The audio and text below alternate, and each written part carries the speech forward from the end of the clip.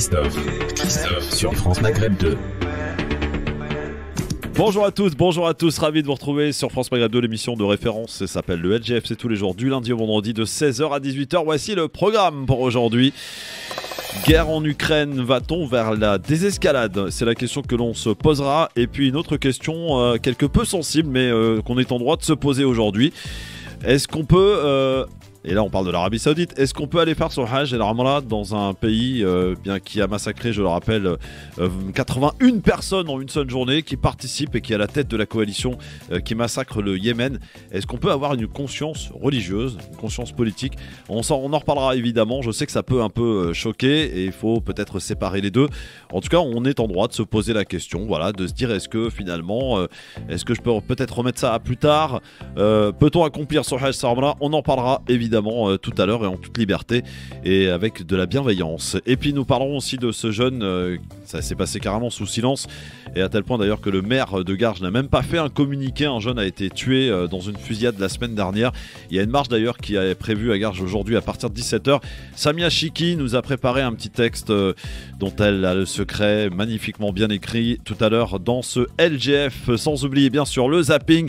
Et c'est parti avec vos appels aussi au 01 40 33 9000 sur France Maghreb 2, le numéro de téléphone du bonheur, de la liberté, quoi. C'est celui de France Maghreb 2 du LGF, comme tous les jours de 16h à 18h. Bienvenue dans le Grand Forum, présenté par Christophe Fro. Le Grand Forum. Avec à mes côtés en studio, monsieur Ahmed Laouej. Comment ça va, Mohamed? Bonjour Christophe. Bonjour à tous les auditeurs. Ahmed Laouej, vice-président du PRG, Parti Radical de Gauche. C'est ça? PRG centre-gauche. Oui, PRG centre-gauche. Ah, vous êtes plus radicaux? Non, non, mais c'est Parti Radical de Gauche au centre-gauche. Ah, voilà. D'accord, ok. Centre-gauche, très bien. Voilà. Très bien. Donc, toujours président du département Seine-Saint-Denis? Tout à fait, Christophe. Et vice-président des instances nationales? Tout à fait. Voilà, tout bon. Alors, et puis, évidemment, vous le savez, ça fait un petit moment maintenant qu'il est avec nous. C'est d'ailleurs le chroniqueur historique de ce LGF, monsieur Yasser Louati. Et le jeudi, c'est Louati. Comment ça va, mon Yasser? Bonjour Christophe, bonjour Ahmed, bonjour tout le monde. Bonjour à toi. Président toujours du CJL. Communauté Justice et Liberté, animateur entre autres du podcast Les Idées Libres et son pendant anglais, le Breakdown. Absolument. Gratuitement sur toutes les plateformes de streaming. Alors, c'est quoi les grosses enquêtes là en ce moment du CJL?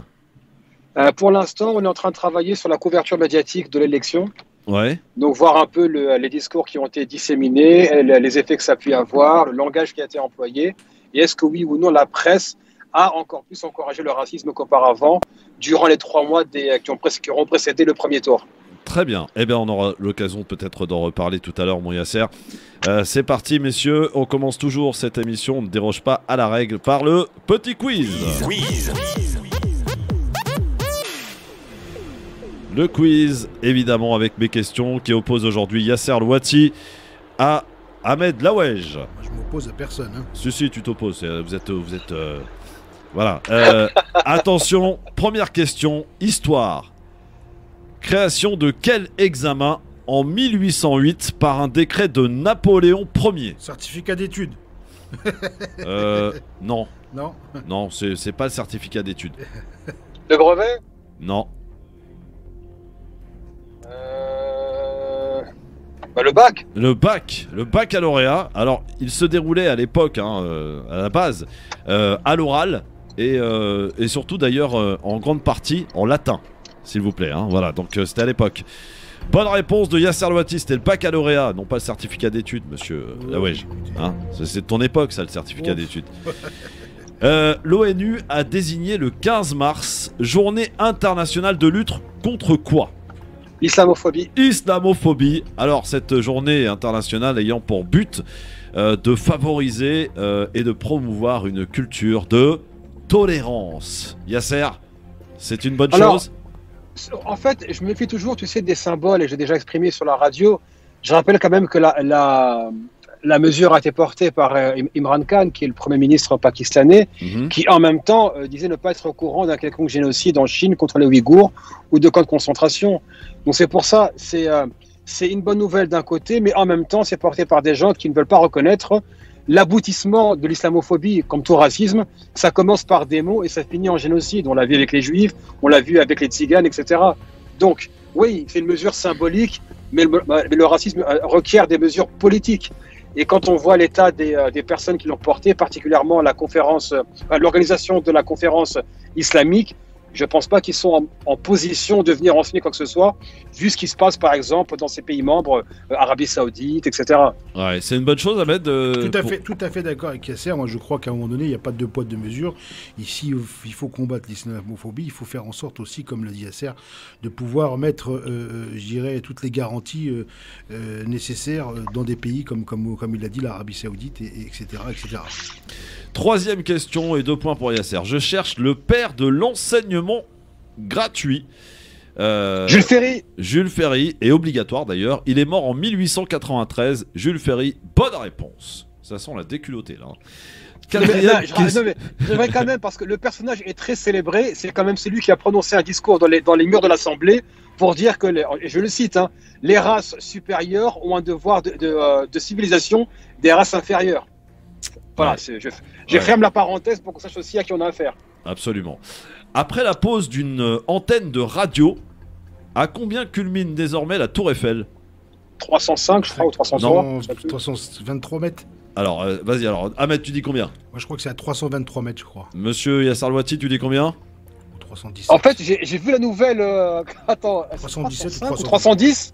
Alors, 330 était la bonne réponse, donc c'est Ahmed qui est le plus proche de la bonne réponse. Donc le petit point pour Ahmed quand même. Ah, quand même, ouais. 330, la pause élitreillée, hein, ça a été élitreillé, une opération sacrément organisée. Ouais. Et la pose d'une antenne radio, je crois que c'est pour le DAB, hein, la radio numérique. Donc voilà, ça a été posé sur la Tour Eiffel hier. Je cherche maintenant un acteur et humoriste franco-espagnol né à Paris en 1966. José Garcia. Oui, il a joué dans La Vérité si je mens 1, 2, 3, etc. Inoubliable. Non, le 2 seulement, le reste c'est pourri. Ah ouais, j'ai préféré moi, j'ai préféré le 1, moi. Ouais, si c'est le non, moi c'est le 2. Hein. Moi le 2 c'est un classique de la famille Loatim. Alors là, on connaît par cœur. C'était avec Enrico Macias, c'est ça? Le 2, ouais, il y a Enrico, je crois. Enrico. Technicien, vous savez vous adapter, non? Non, mais le 1, enfin moi dans les séries comme ça, dans les films comme ça, j'ai toujours préféré les 1, moi. Après, ça part toujours en vrille. C'est vrai. 6ème question. Quel candidat a été aspergé d'une poudre rose? Pécresse. Oui, lors de son intervention hier matin devant les représentants des PME. Ouais, un petit coup de poudre rose pour Pécresse, voilà. C'est de la poudre de perlimpinpin. Oui, c'est ça. Et ben, puisque tu parles de poudre de perlimpinpin, il est en train de présenter son programme, enfin, de ce qu'il en est, quoi. Enfin, dernière question. L'appel à la prière diffusé dans les haut-parleurs d'une mosquée fait polémique. Dans quelle ville française? Attends, j'ai vu l'information il y a quelques semaines. C'est pas Strasbourg. C'est en région parisienne, mais c'est pas Strasbourg. C'est pas Mantes-la-Jolie, non? Non. Franchement, je passe, je sais pas. J'ai vu la nouvelle, mais j'ai oublié. Ça Creil, effectivement, où apparemment on diffuse l'appel à la prière dans les haut-parleurs de la mosquée. Et évidemment, les gens de la droite se sont emparés de cette polémique. Vous trouvez ça bien ou pas, Yasser, de fait de diffuser l'appel à la prière dans les haut-parleurs d'une mosquée en France, dans un pays qui se dit laïque? Enfin, de toute façon, si on interdit aux mosquées l'appel à la prière dans les haut-parleurs, il faudra aussi interdire aussi aux églises le son de cloche que j'entends encore dans ma commune. Moi, honnêtement, voilà, je suis pour que les communautés religieuses puissent avoir un lieu de culte qui s'exprime. Donc, si l'église peut avoir sa cloche, la mosquée peut avoir ses haut-parleurs. Après, c'est aussi aux riverains de se dire, voilà, qu'est-ce qui les arrange ou pas. Par contre, j'aime quand même encore faire de la nuance.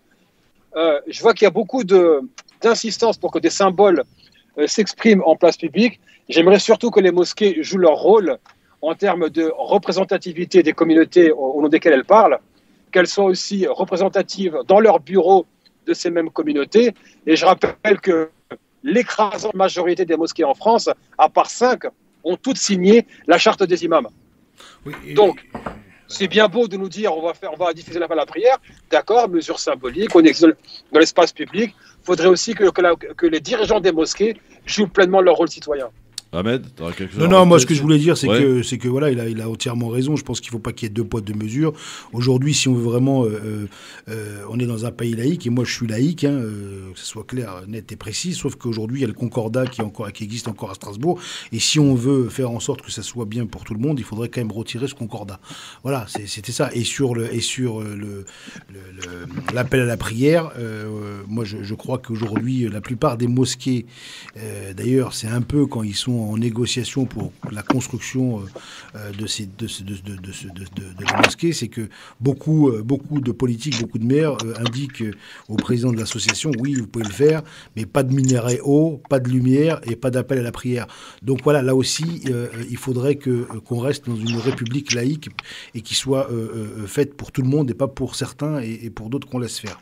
Ouais, bon, en tout cas, ça fait polémique, évidemment. Les gens de droite s'en sont mêlés et ils sont pas contents et dénoncent encore une dérive, une dérive communautariste. Oui, n'oublions pas que le foulard islamique a commencé à C'est créer. les premiers à accueillir à bras ouverts l'Arabie Saoudite à lui vendre des armes.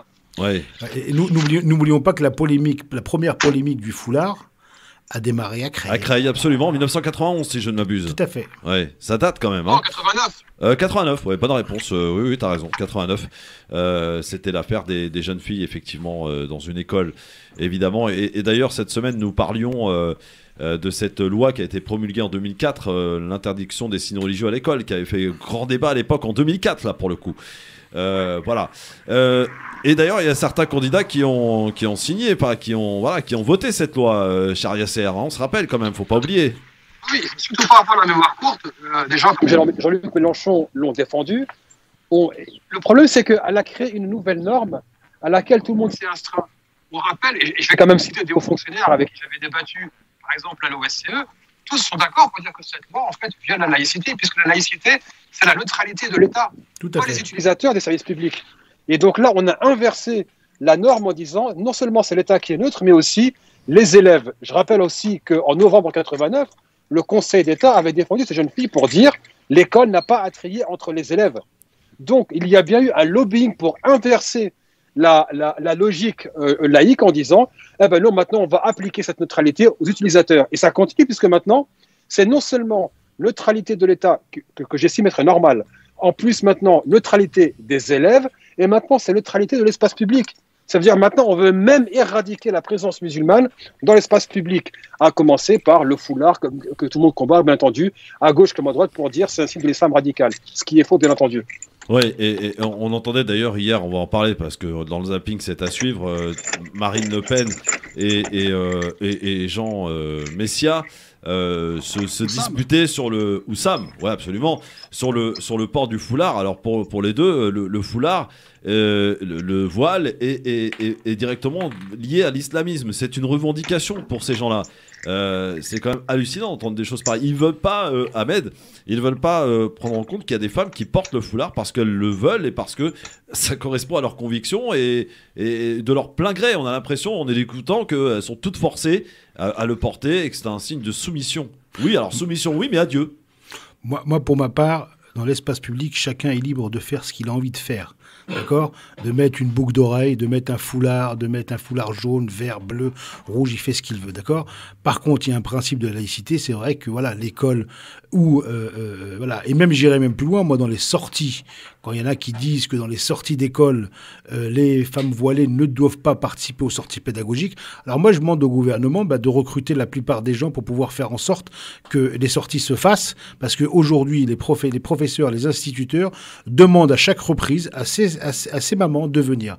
Et là, moi je pense qu'à un moment donné, il ne faut pas faire un poids, il n'y a pas deux poids et deux mesures. Je crois qu'aujourd'hui, la situation, je dirais, sur l'islam, et d'ailleurs même Marion Maréchal Le Pen, qui aujourd'hui a dit à son candidat Reconquête qu'il ne faut pas confondre islam et islamisation. Ouais. Et c'est ce qu'a d'ailleurs rappelé Marine Le Pen à Jean Messia hier en disant attention, parce que pour lui, tout ce qui est islam, c'est voilà, islamiste, etc. Marine Le Pen a dit faut faire attention entre islam, c'est une religion, et évidemment les islamistes que l'on combat. Voilà. Si Christophe, oui, Yasser. J'aimerais quand même intervenir sur la prise de position de Jean Messia. Donc déjà pour commencer, on sait qu'il est très pas content d'avoir été viré du RN pour plagiat, parce que c'est un imposteur fini, qu'il avait recopié des discours complètement plagiés, des notes qui étaient complètement fausses. Et donc, oui, une imposture peut durer un certain temps, mais elle ne dure jamais éternellement. Mais il faut quand même souligner que le cas Jean Messia reflète le cas Zineb El Razoui, reflète le cas des différentes personnes qui ont fait, par exemple, le reportage de Roubaix sur M6, etc. C'est que ces personnes-là savent que, et au risque de choquer Ahmed, quand on est un arabe et qu'on veut exister en France, on sait que le raccourci le plus rapide pour avoir de la notoriété, c'est « je vais taper en étant celui qui va se retourner contre le groupe auquel je suis normalement astreint et assigné ». Donc Jean Messia, non seulement il fait ça, mais il va encore plus loin. Et la France est en danger avec ces gens-là. Pourquoi ? Parce qu'ils importent en France les violences sectaires qui existent dans leur pays d'origine. Par exemple, en Égypte, les violences qui existent entre eux. Allô ? Oui, non, ce que je te disais, Yasser, au contraire, moi, je suis entièrement d'accord avec toi. Je te disais tout à l'heure par rapport aux femmes qui sont voilées et qui pratiquent leur religion et qui participent aux sorties éducatives avec les écoles de la République. Moi, j'en suis content et j'en suis fier et je suis pour qu'on continue cela. Parce qu'on ne peut pas aujourd'hui faire en sorte de... chacun est libre, encore une fois. La laïcité, elle est très claire. C'est la liberté de ne croire ou de ne pas croire. C'est tout. Ouais. Effectivement, on en reparlera dans un instant, puisque arrive le zapping. Je rappelle donc les sujets que nous allons aborder ensemble. Guerre en Ukraine, va-t-on vers une désescalade ? Et surtout ce sujet que j'aimerais remettre sur la table, c'est pas la première fois qu'on en parle, mais quand même, il est bon d'avoir quand même de conscientiser un petit peu les esprits. On sait que là, il y a une période qui approche, qui est le Ramadan, et après le Ramadan, il y a le Hajj qui suit quelques jours après, 1 ou 2 mois plus tard. Et la question peut se poser, est-ce qu'il faut faire la séparation, oui ou non ? Vous savez que normalement, tout musulman doit accomplir ce Hajj dès qu'il en a les moyens, la possibilité.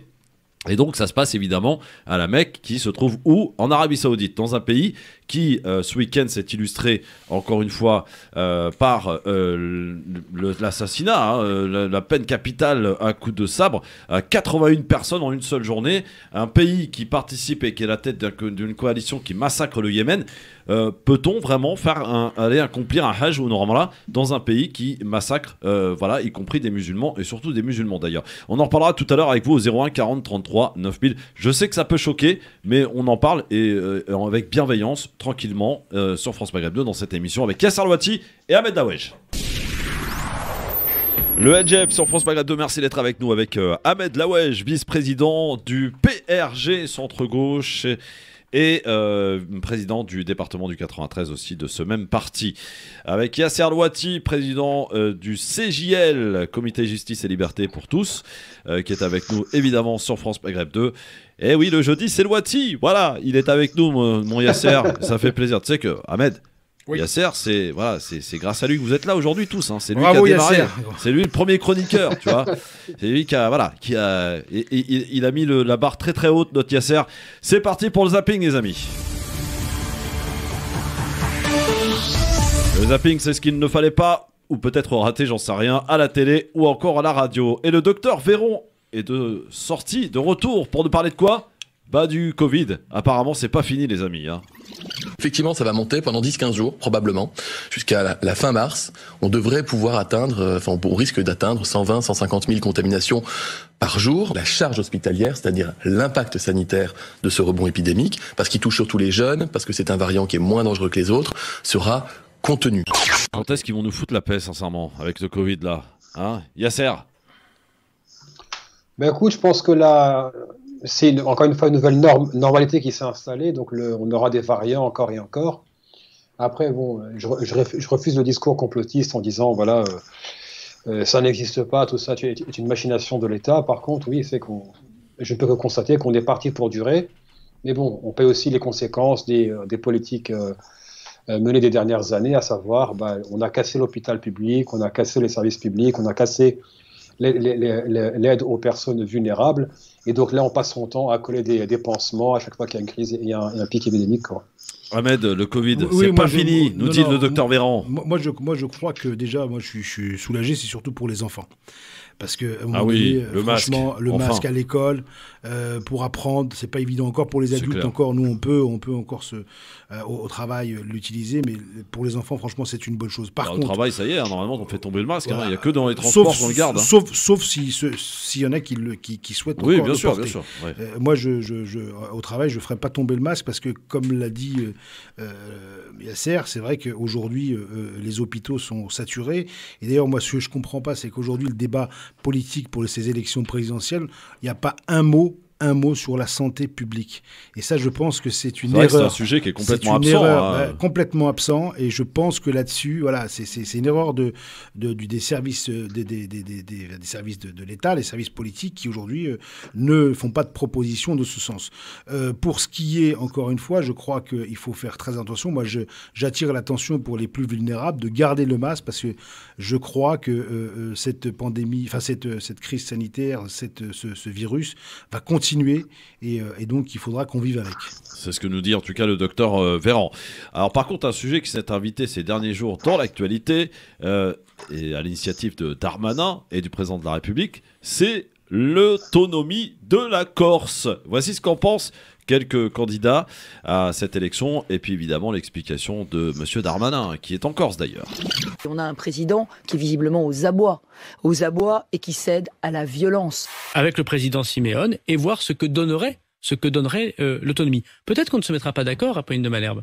Il est possible qu'on ne se mette pas d'accord, mais nous ouvrons ce dialogue. Si on doit parler d'autonomie, alors on en parle.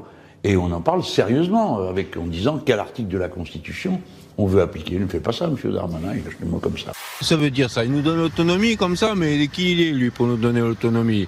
Il a qu'à nous donner l'indépendance tant qu'il y est, pourquoi pas? En 2018, il va en Corse, il oppose une fin de non-recevoir, avec un ton méprisant, comme rarement un président de la République l'a utilisé, à l'égard d'un certain nombre de nos concitoyens.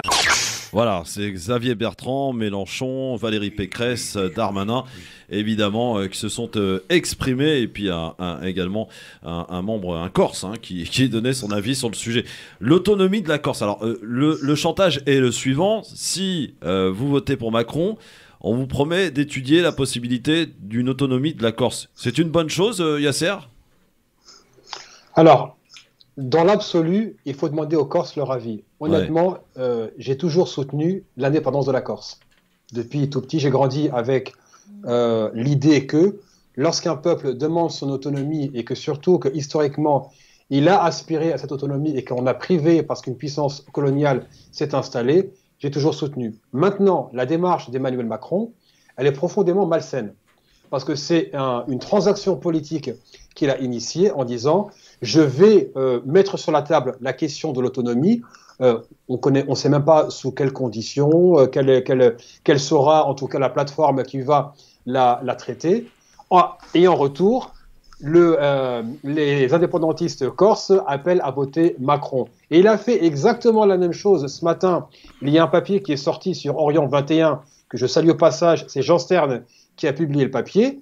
Emmanuel Macron serait en phase de reconnaître Jérusalem comme la capitale d'Israël. Absolument. En retour d'un soutien du CRIF au présidentiel. C'est ça, c'est les lobbies en fait, Ahmed. Non, enfin, moi je pense qu'aujourd'hui, chacun des candidats essaie de faire passer la meilleure solution pour pouvoir avoir un vote le 10 et 24 avril prochain.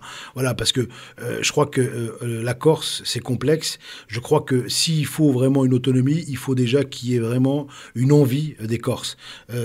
On a su dans les différents gouvernements qu'il y a une majorité de Corses qui ne veulent pas d'indépendance. D'accord ? Donc là-dessus, après, c'est moi, encore une fois,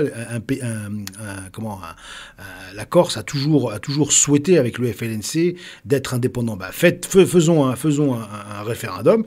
Si les Corses souhaitent être indépendants, il faut qu'ils soient indépendants et il faut qu'on mette tout le travail en place pour pouvoir qu'ils soient indépendants. Si c'est une autonomie comme Là, on parle d'autonomie, pas d'indépendance. Non, mais oui, mais il y en a il y a des Corses qui veulent l'indépendance. Oui. Le FLNC, d'ailleurs, qui n'a pas exclu reprendre la lutte. Voilà, là, ce matin, le FLNC disait qu'ils allaient reprendre la lutte. Alors, c'est vrai que le fait qu'à un moment donné, Yvan Le Colonna a eu cette tragique, je dirais, situation qui l'a mis dans le coma, je crois qu'aujourd'hui, c'est une étincelle qui a fait ressurgir les problématiques corses. Et aujourd'hui, on en fait un discours politique pour ces élections. Moi, je trouve pas ça normal. Ouais. Bon, alors, sinon, quand on demande à Emmanuel Macron, est-ce que l'élection elle est pliée, c'est bon, vous allez rempiler, voici ce qu'il en dit. Le grand risque, là, c'est que les gens pensent que ce soit fait. Les Françaises et les Français, mais même les soutiens, c'est ce que je vais leur dire. S'ils pensent que c'est fait, c'est qu'on a perdu. S'ils pensent que c'est fait, c'est qu'on a perdu. Voici ce que dit Emmanuel Macron, lui qui est crédité à plus de 30% dans les sondages. Ahmed. Oui, je pense qu'à un moment donné, quand vous savez que le corps électoral va être va pas être très bon parce qu'il va y avoir une abstention énorme, plus que celle de 2000 de la fois dernière, ça va être compliqué de faire élire un président à 30%. C'est clair. Et ça, je pense que là-dessus, lui, ce qu'il veut, c'est qu'il y ait un maximum. En faisant ça, c'est qu'il fait passer un message pour qu'il y ait un maximum de personnes à y voter parce que de toutes les façons il sait que c'est plié et on le sait aujourd'hui que c'est plié, il faut pas se leurrer, tout le monde le sait. Non, faut pas dire ça, Ahmed, c'est pas plié. Mais non, attendons le 10 avril, attention, arrêtez, ne nous laissons pas influencer par les sondages. Bien sûr, les sondages on dit que les sondages ça va, ça vient, mais pour l'instant les sondages depuis le mois de septembre, qui est-ce qui les fait les sondages, qui sont les patrons des sondages? Ils travaillent pour qui? Ils travaillent pour leurs clients. À 30%, ça là. Oui, et puis bientôt on va nous faire croire qu'il va passer au premier tour. Allons-y, Yasser, qu'est-ce que t'en penses, franchement?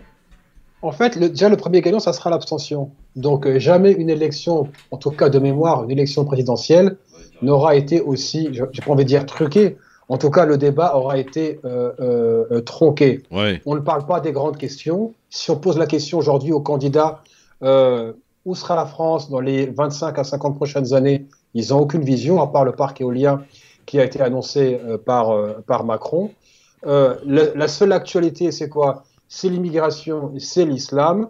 Et malgré la guerre et l'invasion russe de l'Ukraine, c'est encore l'immigration et l'islam qui se sont encore imposés parce que ça a révélé le 2 poids 2 mesures avec le traitement des réfugiés de pays à majorité musulmane et bien entendu comment est-ce qu'on accueille les réfugiés ukrainiens. Honnêtement, ceci n'est pas une élection présidentielle, c'est une mascarade. En plus, on a eu toutes les restrictions qui ont été imposées pour justement ne pas avoir de meeting politique. Certes, il y a eu la Covid qui est passée par là, mais c'est pas comme si en amont, on avait un président qui était prêt à débattre. Il a lui-même dit « je ne vais pas débattre au premier tour ». Donc en gros, allez-y les gueux, débattez entre vous. Moi, je viendrai seulement au premier et au second tour. Donc malheureusement, peut-être heureusement, on fait vraiment face à l'effondrement d'une institution qui s'appelle la Ve République, qui n'est plus crédible et qui n'a même plus les mécanismes pour faire adhérer un maximum de personnes au débat que représente l'élection présidentielle. C'est clair qu'il va y avoir un séisme politique après le 24 avril, je vous le dis moi, parce qu'à un moment donné, ça va plus être pareil. Ouais, c'est clair. Sinon, Ahmed, question, j'ouvre une petite aparté là.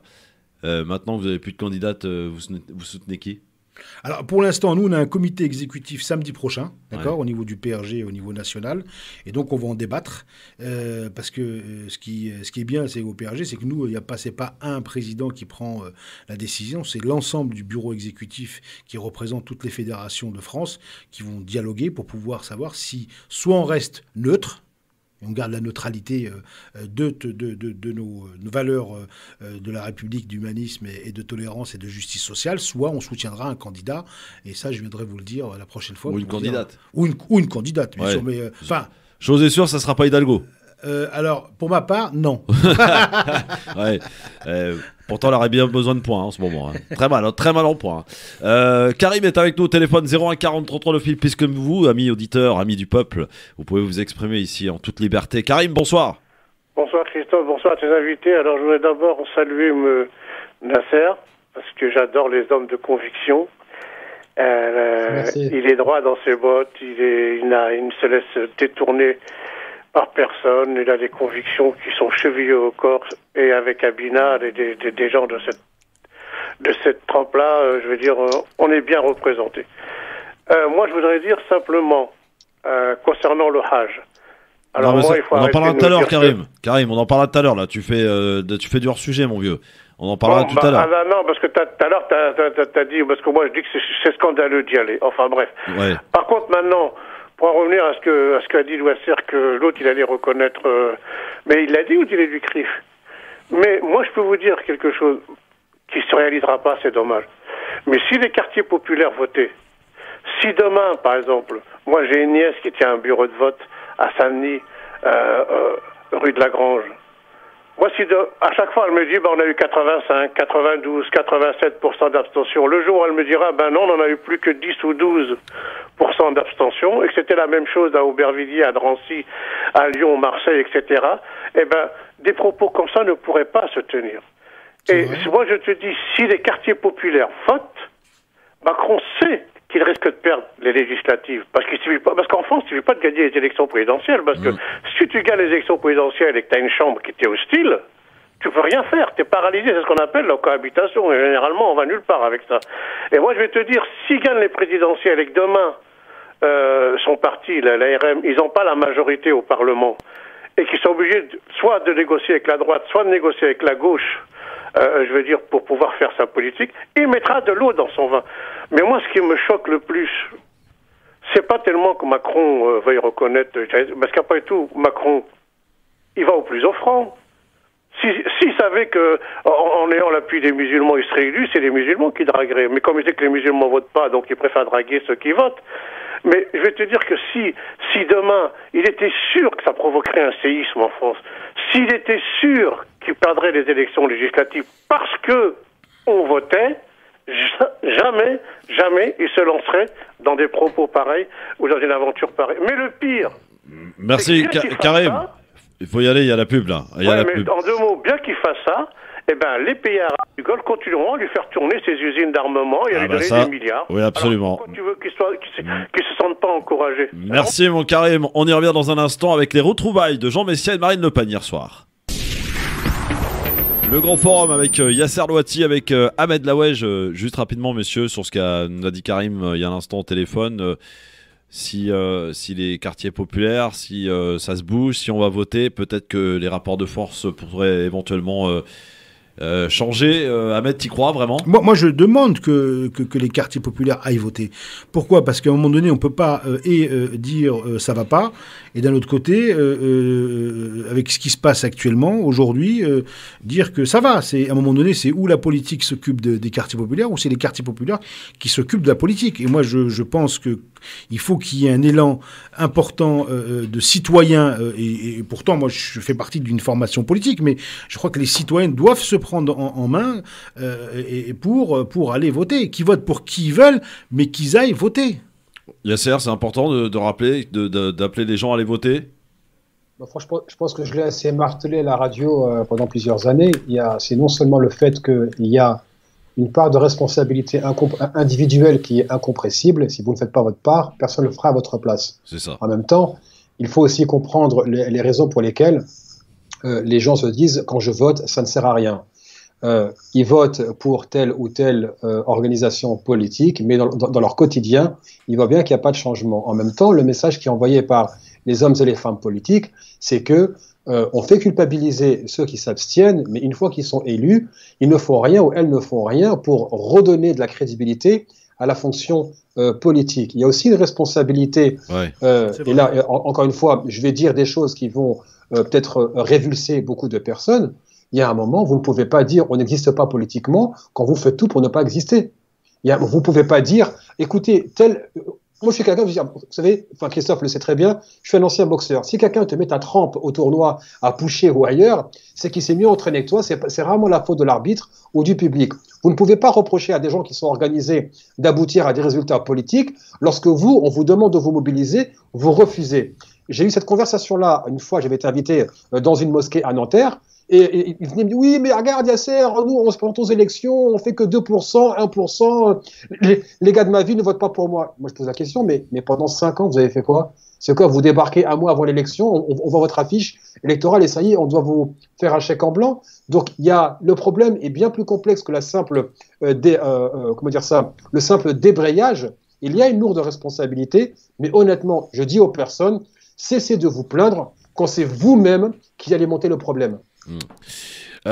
Sinon, alors j'en parlais juste avant la pause, des retrouvailles hier de Jean Messia, donc ancien cadre des RN en 2017. Il a fait d'ailleurs campagne avec Marine Le Pen hier sur le plateau de Cyril Hanouna et de l'émission Face à Baba, qui a fait un petit score d'ailleurs, pas très beau score. Marine Le Pen qui a eu donc plusieurs débats, notamment Jean Messia donc, et Jean Messia a reproché à Marine Le Pen d'avoir fait un selfie avec une fille de 15 ans qui portait le voile. C'était, je crois, lors de son déplacement à Mayotte. Écoutez. Marine Le Pen, vous nous dites que l'islam est compatible avec la République. Vous avez dit ça. Vous me tutoyez, hein. D'accord. Vous êtes tutoyé pendant des années. Tutoyez-vous. Tu nous dis que l'islam faut éviter de faire du faux en politique. C'est vrai. Je vais te faire comprendre la différence entre lutter contre l'islamisme et s'attaquer à des jeunes filles qui ne devaient pas avoir plus de 15 ans et qui voulaient faire une photo avec moi. Qu'est-ce que tu aurais fait, toi? Tu lui aurais arraché son voile? Tu l'aurais maltraité? J'aurais pas pris un selfie avec elle et d'autre part. Je vais te dire, Éric Zemmour. Parce que. Excusez-moi. Même Cyril Hanouna s'est trompé. Éric Zemmour, Jean Messia, voilà, c'est la même. J'adore. Voilà. Lui aussi, je crois qu'il. Qui? Non, mais comment il s'appelle Cyril Hanouna. Je trouve que franchement, le débat politique, je comprends pourquoi les gens ne vont pas voter. Parce qu'en regardant ce genre de mission, franchement, ça donne pas envie d'aller voter. Ah ouais? Ben oui. Mais c'est quoi? C'est de la politique politicienne? C'est quoi? C'est le cirque? C'est quoi? C'est ce que je comprends pas. Aujourd'hui, il faut qu'il y ait, des débats. Il faut qu'il y ait des idées. Il faut qu'on retrouve, je dirais, des solutions. Hein, comme je disais tout à l'heure, la santé. C'est peut-être pour toucher un nouveau public. Non, oui, mais faut arrêter. Faut arrêter avec ça. Franchement, c'est ça qui discrédite aussi. Ouais, mais vous êtes un peu des anciens. Voilà, non, vous n'aimez pas le progrès. Non, je crois pas qu'il faut. À un moment donné, il faut arrêter ces situations qui, pour moi, franchement, ne mettent pas la politique là où elle doit être. C'est tout. Mais la politique, elle est partout, Ahmed. Non, mais raison de plus pour la mettre là où elle doit être. Cyril Hanouna, pour moi, c'est un saltimbanque qui fait en sorte de mettre en place des émissions qui invitent des politiciens. Alors moi, c'est comme moi, on a essayé de m'inviter sur CNews. J'ai refusé parce que j'ai pas envie d'aller dans une chaîne qui aujourd'hui. C'est C8. Bon, c'est le même groupe. Non, c'est News, pas C8, c'est News. Oui, mais c'est le même groupe, de toute façon. Hanouna, c'est News, tout ça, c'est le même groupe. Donc voilà, donc à un moment donné, il faut arrêter avec ces émissions qui servent à rien et que je vous dis, quand il y a des gens qui regardent ça, ils se disent mais c'est ça la politique? Vous voyez un jeune de 17 ans ou 18 ans qui regarde ça, il se dit mais c'est quoi? Je comprends pas moi. Yasser, t'es d'accord avec ça ou pas? Honnêtement, je suis d'accord avec Ahmed. Regarde, Christophe, il y a un moment, il faut dépasser le stade de faire culpabiliser ceux qui ne veulent pas voter. Comment veux-tu prendre au sérieux? Je vais reformuler. Comment veux-tu voter pour des gens lorsque le débat s'en tient à des postures chez Cyril Hanouna, qui ne s'est pas fait un nom en étant un penseur politique ou une grande figure des émissions politiques comme on a pu en connaître à l'époque, L'heure de vérité, etc., ou 7 sur 7. On a en même temps des invités qui ne sont là que pour faire le buzz. C'est toujours la phrase assassine, la déclaration grotesque, et ça sera repris et on surfe dessus. C'est pas parce qu'on va tirer vers le bas qu'on rend la politique plus accessible. C'est le nouveau monde, les gars, c'est tout. Non, c'est pas le nouveau monde. Si on veut vraiment... Christophe, mais arrête avec le nouveau monde. On peut pas abrutir les gens et leur dire voici le nouveau monde et nous on va s'adapter. Voilà. Il y a un moment, on a une responsabilité vis-à-vis de son public. Tu sais, Christophe, j'ai eu ce débat-là concernant les imams du web, avec leurs émissions, je ne vais pas dire le mot, parce que ça serait peut-être un peu déplacé. Tu regardes leurs émissions, tu vois le contenu des vidéos qui sont diffusées et la réalité de celles et ceux qu'on appelle les musulmans. Alors, excusez-moi, peut-on se masturber? Peut-on dormir tout nu? Peut-on être riche? Peut-on faire ceci? Non, mais je le rejoins, c'est comme... qui mène nulle part. C'est comme chez le Goumi, quoi. Pardon, oui. C'est comme chez le Goumi qui représente l'islam dans ce pays. Moi, ça me fait rire. Non, mais en fait, regarde, tu sais...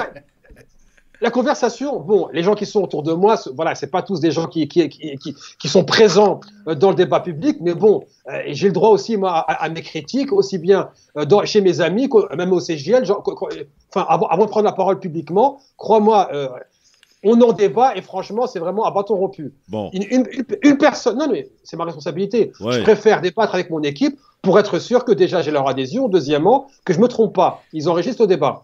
Une personne avait dit, ouais mais Yasser, ça c'est les attentes du public. Ben moi j'ai répondu, donc dans ce cas-là, quand le prof débarque en salle de classe et que les élèves veulent regarder un dessin animé, puisque c'est leurs attentes, il leur met un dessin animé et pas un cours d'histoire ou de maths. Ouais, bon, non, mais j'espère qu'on t'a convaincu, Yasser, Christophe. On t'a pas convaincu. Mais non, mais je t'assure. Les gars, vous êtes non, mais c'est sûr que si tu me dis que demain Mélenchon va être au deuxième tour, ouais, je te dirais, oui, t'as raison. Oui, bon, allez, dans un instant, il y a Jean Castex qui lui propose un programme pour se passer du pétrole et du gaz russe. Le Premier ministre. À tout de suite. Le LGF, merci d'être avec nous avec Yasser Louati du CJL, avec Ahmed Laouej du PRG, Parti radical de gauche, non, Parti radical centre-gauche, voilà, c'est ça? PRG centre-gauche, Christophe. Ouais, mais bon, voilà. Dans R, il y a radical. Hein, tout à fait, voilà. tout à fait. Donc, mais c'est le radicalisme. C'est un des plus vieux partis de France. Avec son historique, mon cher. Non, ami, mais le radicalisme, c'est le plus vieux parti de France. Ouais. C'est pour ça qu'on s'appelle Parti radical de gauche. Parce qu'avant, il y avait le Parti radical de gauche et il y avait le Parti radical valoisien. Avant de parler de la possibilité de se passer du gaz et du pétrole russe, selon Jean Castex, j'ai un appel à lancer. Vous le savez, on est en période et en campagne électorale et que France Maghreb 2, au travers de son émission du LGF, qui est présent sur l'antenne depuis plus de 10 ans maintenant, avait comme objectif d'inviter la plupart des candidats qui se présentent à cette élection. À l'exception, et ça c'est une demande expresse de la radio, qui a toujours été droit dans ses bottes en ce qui concerne ce sujet, de ne pas donner la parole à l'extrême droite. C'est un autre débat que on ne va pas tenir ici et maintenant. Cependant, il y a des candidats qui ont fait de leur campagne justement des quartiers populaires, les musulmans. Je vise évidemment en premier lieu Jean-Luc Mélenchon, que l'on a invité à plusieurs reprises et auprès de différentes personnes de son staff. Je suis au regret de vous dire que Jean-Luc Mélenchon ne veut pas parler aux auditeurs de France Maghreb 2 et j'en ai le regret. Alors, non pas que j'ai une réponse en disant « nous ne voulons pas », mais le pire de ne pas avoir de réponse, c'est de ne pas en avoir du tout. C'est-à-dire qu'on nous ignore, on nous dit « oui, on va vous rappeler ceci, cela ». Alors, je suis vraiment, vraiment navré. Je sais qu'il y a beaucoup d'auditeurs et d'auditrices qui s'apprêtent ou qui voudraient, qui seraient tentés par le vote Mélenchon. Sachez que ce candidat ne veut pas venir sur France Maghreb 2. Voilà, j'en suis arrivé à cette conclusion-là et j'ai décidé donc de lâcher l'affaire. Je ne vais plus leur courir après, parce que voilà, j'aime pas d'abord courir après les gens. Et je pars du principe que mes auditeurs, en même titre que les autres, doivent être respectés. Et si Mélenchon parle aux musulmans et parle aux quartiers populaires et qu'il ne veut pas venir sur France Maghreb 2, une radio importante, une radio nationale, ça en dit long sur le parcours et sur les intentions du monsieur. Voilà. C'est tout ce que j'avais à dire. Dommage. Jean-Luc, c'est encore possible. Si tu veux venir, la porte est grande ouverte. Je rappelle que le seul candidat qui a accepté notre invitation, il sera avec moi le 25 mars, c'est Yannick Jadot, candidat d'Europe Écologie Les Verts. Parenthèse refermée, messieurs. Je peux dire une chose? Oui, vas-y. Non, ce que je voulais dire, c'est que il est en train de changer son discours. Parce que pourquoi? Parce qu'il sait qu'il est en train de monter dans les sondages et qu'à un moment donné, s'il veut faire en sorte de rafler une partie de l'électorat communiste aujourd'hui, c'est d'essayer d'avoir un discours plutôt, on va dire, comme un peu, voilà quoi, ouais. un peu light. Ouais. Et donc, il viendra pas à ton émission de radio parce que pourquoi? Il faut pas qu'il soit connoté. Je dirais que les musulmans dans les quartiers populaires le soutiennent. Les musulmans dans les quartiers populaires ils le soutiennent déjà. Ils le soutiennent déjà parce qu'il a déjà fait son travail. Et il y en a plein qui auront voté pour lui. C'est ce que je déplore, parce que je pense que c'est une erreur d'aller voter pour Jean-Luc Mélenchon. Je le pense réellement. Donc voilà. S'il avait un intérêt de venir à France Maghreb, t'inquiète pas qu'il t'aura appelé tous les matins, tous les soirs pour pouvoir venir. Nous, au Parti radical de gauche, quand il n'avait pas ses 500 signatures, il nous appelait matin, midi, soir pour qu'on puisse lui donner le parrainage. Ah oui. Voilà. Alors, le Premier ministre Jean Castex a un plan pour se passer du pétrole et du gaz russe. Le voici. La première priorité est énergétique. Il s'agit d'amplifier les actions permettant de réduire notre dépendance énergétique dans la durée, avec l'objectif de sortir intégralement du gaz et du pétrole russe d'ici 2027. De manière urgente, cela consiste à sécuriser notre approvisionnement en gaz pour l'hiver 2022-2023 en reprenant les dispositions réglementaires nécessaires pour que les stockages de gaz français soient remplis. Ça signifie aussi augmenter nos capacités d'importation en gaz naturel liquéfié, de manière à pouvoir diversifier davantage nos sources d'approvisionnement. Accélérer le développement des énergies renouvelables, notamment le biogaz, mais également les énergies renouvelables électriques qui permettront d'éviter de brûler du gaz pour produire de l'électricité. Réduire notre consommation en gaz avec un renforcement des aides pour décarboner les réseaux de chaleur et pour favoriser les chaudières n'utilisant pas les énergies fossiles. Accélérer notre transition industrielle vers la décarbonation de nos transports et de notre industrie. C'est bon pour nos emplois industriels, c'est bon pour le climat. Convaincu par les explications de Jean Castex, Yasser Louati? Absolument pas, et je veux dire pourquoi. Déjà, Jean Castex, on sait très bien qu'il a été nommé pour remplir la fonction et que les décisions sont prises par Macron. Comment un Premier ministre peut autant manquer de vision stratégique? Est-ce qu'il pense qu'on peut planifier la consommation énergétique d'un pays en réagissant aux événements? Ces décisions-là auraient dû être prises il y a bien des années.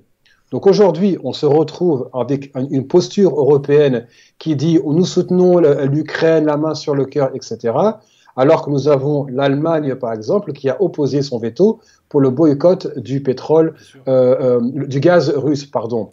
En même temps que Joe Biden tient la même posture vis-à-vis de la Russie, ils ont envoyé en catimini des émissaires pour aller renégocier avec Nicolás Maduro au Venezuela, parce que tout à coup maintenant, le Venezuela, c'est plus une dictature, c'est plus le socialisme qu'il faut abattre, leur pétrole est le bienvenu. Et là, ces mesurettes qu'il est en train d'annoncer, est-ce qu'il pense sérieusement qu'il va les mettre à, comment dire ça, que ça va se décider aujourd'hui et que d'ici la fin de l'année, nous aurons une solution? Absolument pas. Il prend, excuse-moi, je vais le dire, il prend littéralement les Français pour des imbéciles. Parce que faire croire que la décarbonation, le passage à des nouvelles sources d'approvisionnement et le lancement des biogaz, etc., va se faire dans les 9 prochains mois, c'est que soit il ne sait pas de quoi il parle et il lit une fiche sans réfléchir, soit il fait un aveu, oui. La France ne sait pas réfléchir à long terme. Et quand on voit les personnes qui dirigent la France depuis Jacques Chirac, qu'on aime ou qu'on n'aime pas, j'ai critiqué à plusieurs reprises, le dernier président homme d'État qu'on a eu, c'était Chirac, qui savait se projeter. Maintenant, on est fini. On est à la solde de l'Allemagne au sein de l'Europe, des Américains au sein de l'OTAN, et aujourd'hui, la France n'a pas les moyens de boycotter la Russie. Et on va voir cette union, combien de temps ça va durer, particulièrement avec l'hiver qui arrive. Alors, Ahmed, tu vas nous donner ton point de vue juste après un petit spot de la Banque Populaire. Ah oui, c'est vous savez ce qu'on appelle les spots VIP, là. Vous voyez, c'est maintenant, c'est l'heure, on y va. On est de retour très vite. France Maghreb 2, service, info, musique, divertissement. France Maghreb 2. France Maghreb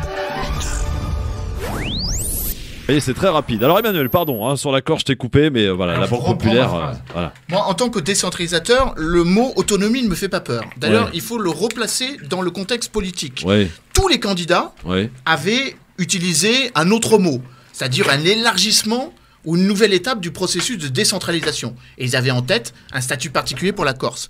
Si l'on compare avec les autres îles méditerranéennes, toutes les îles méditerranéennes ont un degré d'autonomie plus fort que le territoire auquel ils sont rattachés. Les Baléares par rapport à l'Espagne, la Sardaigne ou la Sicile par rapport à l'Italie. Donc l'idée d'une discussion sur l'autonomie ne me fait pas peur, ça dépend ce qu'on entend par autonomie.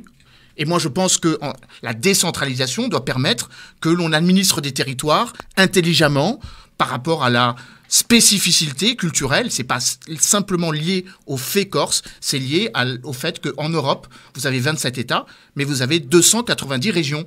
Et le fait régional est un fait important qui constitue une identité auquel, je crois, les citoyens sont attachés. Donc ça, c'est un premier élément. Le deuxième élément, c'est que le ministre Darmanin, et comme tous les ministres de l'Intérieur, se veut celui qui est le plus corso-compatible. Ce fut le cas avec Chevènement, ce fut le cas avec Pasqua, ce fut le cas avec Nicolas Sarkozy comme ministre de l'Intérieur, et Darmanin ne déroge pas à la règle, il veut se faire aimer des Corses, notamment des nationalistes corses.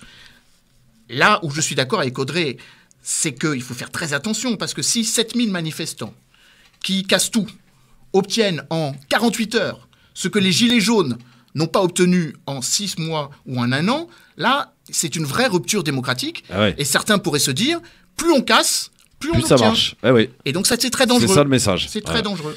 Alors, nous sommes avec Rodrigo Arena, normalement, qui est avec nous. Rodrigo ? Attends, 30 secondes. Ah oui, bah voilà, Philippe, voilà, faut se mettre... voilà, Rodrigo Arena, qui est l'ancien président de la FCPE, qui est un... Bon, salut Rodrigo, comment ça va ? Bah ça va et vous, la forme ? Alors Rodrigo, qu'est-ce qui se passe là ? Quelle est l'action que vous menez là aujourd'hui ? Bah écoutez, moi je suis avec des parents d'élèves, là, notamment de l'école Fournier dans le 13e arrondissement de Paris, 14e arrondissement de Paris, et il s'avère qu'à la rentrée prochaine, il y a des fermetures de classes qui sont prévues dans l'ensemble de l'arrondissement, et voire 80 fermetures de classes sur l'ensemble de Paris. Donc moi, ce que je dis, parce que je suis ancien représentant de la FCPE, mais qu'aujourd'hui je m'investis plus politiquement dans cet arrondissement-là, c'est de dire que, étant donné avec la crise Covid qu'on vient de subir, il n'y a pas besoin de fermer les classes. Au contraire, il y a besoin de les maintenir pour permettre que les enfants soient avec les enseignants qui sont les premiers lanceurs d'alerte pour voir les retards scolaires, les problèmes psychologiques et les difficultés que rencontrent les enfants pour la rentrée, et se préparer aussi aux enfants d'Ukraine qui vont arriver, qui vont alourdir les effectifs. Donc, plutôt que de discuter aujourd'hui de fermeture de classe et de discuter de baisse de dotation horaire globale dans les collèges et les lycées, au contraire, les baisses d'enfants sont une opportunité pour prendre soin d'eux, et il faut réfléchir au contraire, non seulement à les maintenir, mais à les ouvrir, notamment là où il y a une pression plus intense, notamment dans les quartiers populaires et là où les besoins sociaux sont les plus importants pour les enfants. Donc on fait un goûter avec les enfants, avec les parents qui nous rejoignent aujourd'hui au fur et à mesure, parce que la lutte est dure mais elle doit être joyeuse, pour faire en sorte qu'aucune fermeture de classe ne soit mise en œuvre nulle part sur le territoire national. Bah, belle opération, ça se passe où et tout le monde peut venir ou pas, Rodrigo ? Tout le monde peut venir, tout le monde est bienvenu, les grands-parents, les tontons, les enfants, parce que on va tous à l'école. Il y a 80% de nos concitoyens ou concitoyennes qui ont été ou qui sont des parents d'élèves. Donc on les invite à venir. On est au 5 avenue Maurice d'Ocagne, devant le lycée professionnel, à côté de l'école où une classe va être fermée à la rentrée scolaire en élémentaire. Donc tout le monde est le bienvenu, parce qu'on est tous concernés, que ce soit ici ou ailleurs, que ce soit avenue d'Alésia, que ce soit partout à Paris. Je sais que dans le 19e, dans le 18e, dans le 20e, là où vous êtes implantés, vous, avec votre radio, il y en a qui sont prévus aussi. Eh ben, écoutez, c'est pas acceptable. Donc, welcome. C'est l'école de tout le monde, c'est l'école des enfants. Il faut se mobiliser maintenant, que tout le monde se bouge pour interdire toutes les fermetures de classes sur l'ensemble du quinquennat. Voilà la promesse électorale qu'on attend des prochains présidents de la République, et qu'ils arrêtent de nous raconter du baratin. En ce moment, on est en train de nous expliquer qu'il faut fermer des classes, alors qu'au contraire, on a besoin de les maintenir. Donc, prenons soin des enfants, et quand ils iront à la télé la prochaine fois, j'espère qu'il y aura un des invités qui leur demandera est-ce que vous êtes prêts ou pas à interdire les fermetures de classes sur l'ensemble du territoire national. Et je pense en particulier à la ruralité, où des écoles ferment et les villages perdent leurs écoles parce que simplement il n'y aura pas d'école à la rentrée. C'est vrai Rodrigo. Bravo pour ton combat en tout cas, et donc rendez-vous à tout le monde pour venir vous soutenir dans vos différentes opérations, Rodrigo Arena. Merci beaucoup mon Rodrigo, à très vite. Tu auras l'occasion de venir en studio. Merci d'avoir fait ce sujet aujourd'hui, c'est important. Et puis on va saluer notre Philippe là qui va passer à une autre stature, qui va mettre son écharpe, vous connaissez, et qui participe à cette opération. C'est pour ça qu'il était à distance avec nous. Bon, mon Philippe, bonne opération. Merci à vous, et puis à très vite, et encore désolé pour aujourd'hui. Salut mon pote, à bientôt. Christophe, je peux ajouter un petit élément par rapport à ce qui a été dit. Oui. Bien sûr que je les soutiens, et bien sûr que j'encourage ce mouvement, mais néanmoins, il ne faut pas oublier que le problème vient aussi du fait qu'il n'y a pas assez de profs remplaçants, et c'est ce qui génère la fermeture des classes aussi. Et ça, j'en parle parce que j'ai en connaissance de cause. Il n'y a pas assez de recrutement, il n'y a pas assez de formation, et pour le coup, c'est pas un besoin c'est pas un luxe quoi. Aujourd'hui, c'est nécessaire. Ouais. Et donc, effectivement, aujourd'hui, on se retrouve parfois à devoir fermer des classes à cause d'absences qui sont de longue durée, et parce que les professeurs... Toujours dans les mêmes endroits aussi, c'est ça le problème. Oui, mais bon, de toute façon... Toujours les quartiers qui payent, quoi. En tout cas, moi, là où je suis, je vais vous dire, ma classe est exceptionnelle et elle n'a rien à envier à n'importe quel autre département. En tout cas, rapidement, moi je rejoins ce qui se dit, je suis assez d'accord, je soutiens la mobilisation de Rodrigo Arena. On ne parle pas d'éducation. Voilà le problème. Vous avez entendu parler de l'école dans l'élection présidentielle depuis plusieurs mois. Franchement, ça fout les boules. Ni logement, l'éducation, c'est au centre de tout. Bien sûr. Et donc, on paiera ça après les élections, puisqu'il n'y a pas de choix qui est fait. Les conditions de travail ne sont pas évoquées. Des priorités qu'il devrait avoir, mais on n'en parle pas, on n'en débat pas. Donc les électeurs, ils ne savent pas ce que pensent les candidats Exact. Non, mais c'est vrai. Ils ont raison, Emmanuel. On ne parle pas d'éducation, on ne parle pas de pouvoir d'achat, on ne parle de plus rien en fait aujourd'hui. Bien sûr, mais plusieurs mois avant la guerre. C'est ce que je voulais dire en évoquant le fait que la campagne présidentielle n'existe plus. Oui. Depuis le 24 février, on a basculé dans autre chose. Il a raison, on est obligé de commenter les actions du président. C'est plus une campagne présidentielle. Il y avait Jean-Michel Blanquer qui est venu à un meeting à Daumont au début de semaine. Voilà, pour... Meeting de quoi? Un meeting pour parler sûrement d'éducation, je pense. Enfin, un meeting dans lequel le candidat se fait remplacer par ses ministres, c'est pas un meeting. Ouais, mais de toute façon, ces ministres ne font pas les ministres, on est les présidents. Alors là, les présidents. On élit un candidat. Tu as tout dit. Puis qui entend encore Jean-Michel Blanquer, franchement. On est avec Mehdi au 01 40 33 9000. Salut Mehdi. Salut Christophe. Salut Mehdi, bienvenue à toi. Bonjour. Le peuple a la parole dans cette émission. On t'écoute, mon Mehdi. Merci beaucoup Christophe, merci de nous donner la parole. On est étouffés aujourd'hui, on n'a plus le droit à la parole. Merci beaucoup, merci beaucoup. Vas-y. Concernant le terroriste Yvan Colonna qui a tué un préfet de la République, ce qu'il ne faut pas oublier, aujourd'hui il est victime. Aujourd'hui on le fait passer pour une victime parce qu'il a été agressé par un co-détenu. Mais les agressions dans les prisons, il y en a tous les jours. Alors il faut quand même rappeler qu'il a toujours nié, hein. Il a toujours dit. Non, mais attendez, le pire de tout ça, c'est qu'aujourd'hui, ils disent que c'est un acte terroriste.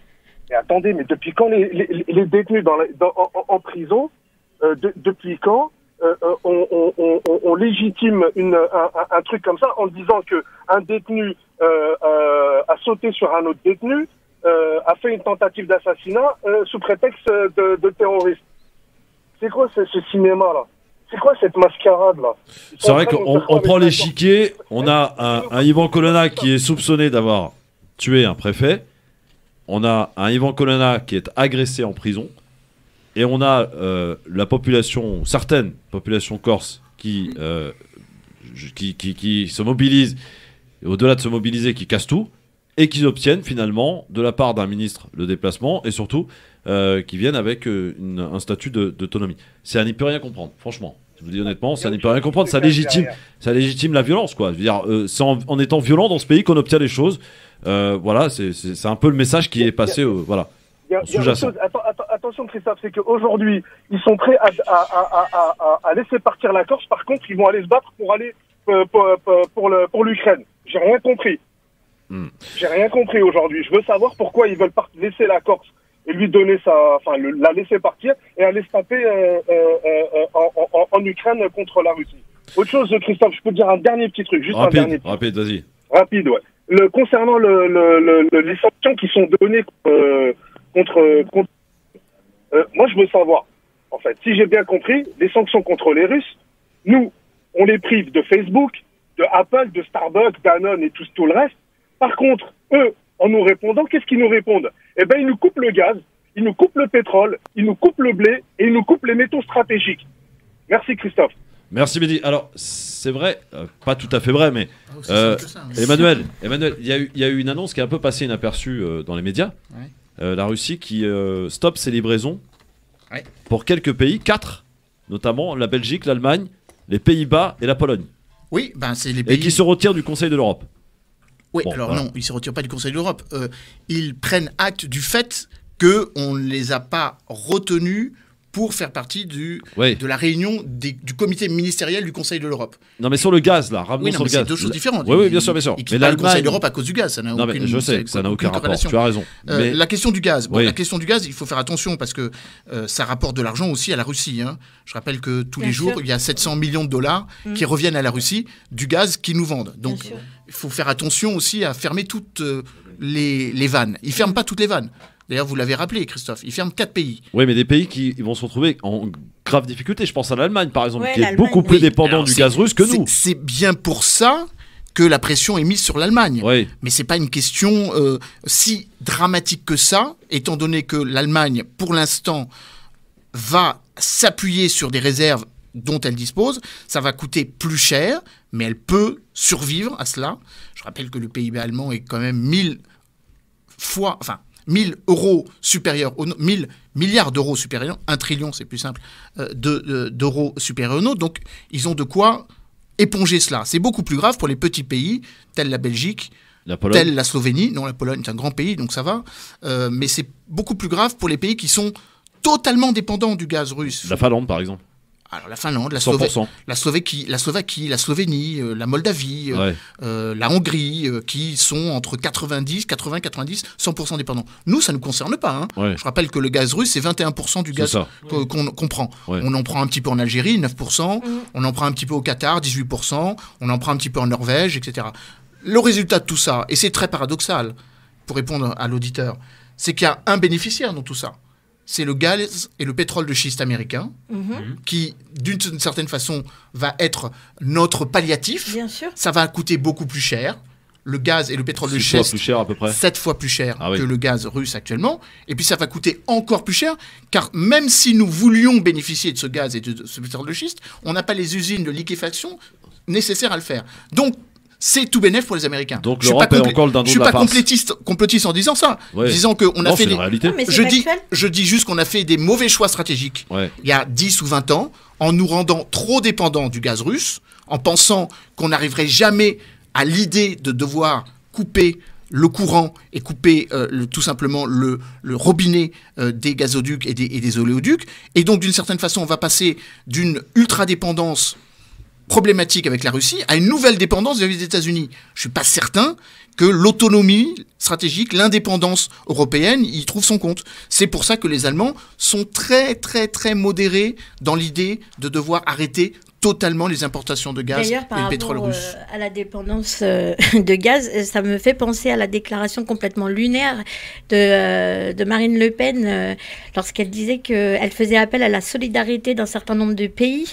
Oui, par exemple à l'Algérie. Le Qatar, tout un tas de pays. L'Algérie ne peut pas exporter la totalité de son pays. Mais au niveau du prix, qu'elle fasse des efforts. Voilà, elle a dit, je fais appel à ces pays pour qu'ils fassent preuve de solidarité, ne pas profiter de cette situation conflictuelle. Alors là, j'ai trouvé ça complètement lunaire. Je me suis dit, mais elle est naïve ou... Kader Chiban, pour le coup, l'indépendance énergétique, c'est un vrai sujet. Tu parlais tout à l'heure, je vais te donner 2 exemples où les écolos, ils sont trop compliqués. 2 exemples, on avance sur notre temps.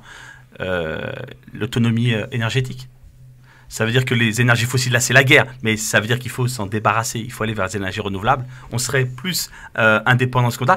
Et le blé, l'autonomie alimentaire. Nous, on l'a toujours dit qu'il faut des choses en circuit court. Je te prends un exemple. Europa City, là, vous savez, à côté de Gonesse, c'est des terres agricoles. Et bien, les gens, ils veulent bétonner ici. On va à l'encontre de ce qu'on devrait faire. Autonomie alimentaire, autonomie énergétique. Je pense que les écolos, sur cette question, ils sont en avance sur leur temps. Là, on est en urgence absolue, bien sûr, l'histoire de la Russie, du gaz. Mais c'est assez juste, Emmanuel. C'est un jeu de dupes, il y a un jeu je te tiens, je te tiens. Mais c'est les dindons de la farce comme d'habitude, quoi. Je sais pas parce que l'Europe elle existe pour une fois. Franchement, l'Europe elle existe pour une fois. Politiquement, elle existe. Elle a fait un bon qualitatif énorme. Exactement. C'était un géant économique qui joue et qui regarde.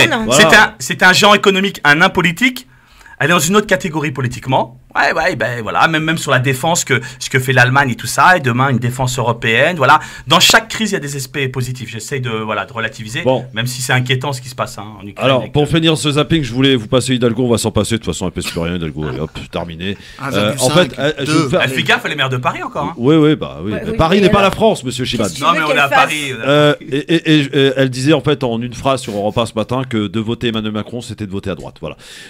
Ok, merci beaucoup. Merci Hidalgo. Pour une fois qu'elle dit pas une connerie. Et bon, on est d'accord avec elle. Voilà, pour une fois. Nous sommes avec Madani qui nous appelle au téléphone au 01 40 33 9000. Bonsoir Madani. Bonjour Christophe et bonjour à tout le monde. Bonjour. Oui. Qu'est-ce qui se passe Madani? Et grand bonjour à Emmanuel, hein. Franchement, chapeau, il est comme notre cher ami.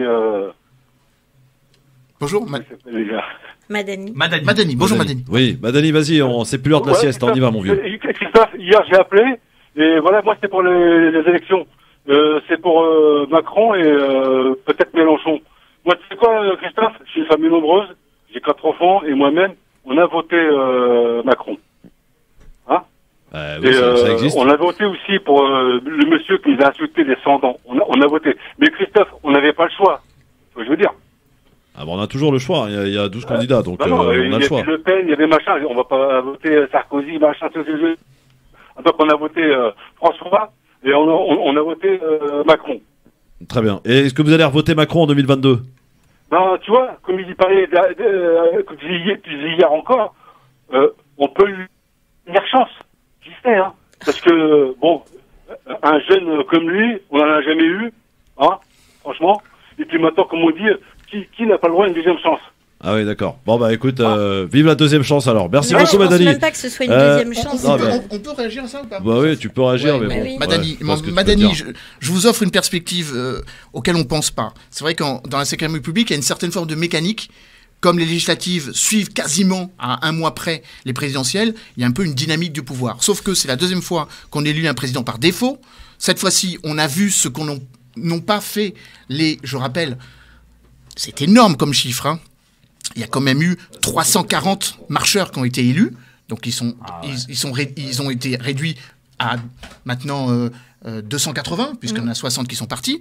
Alors je vous offre cette perspective, Madani. On peut, par défaut, élire le président de la République, mais à ce moment-là, compenser en élisant un bon député qui ne soit pas un marcheur à l'occasion des élections législatives. Exactement. Et là, l'offre est plus grande.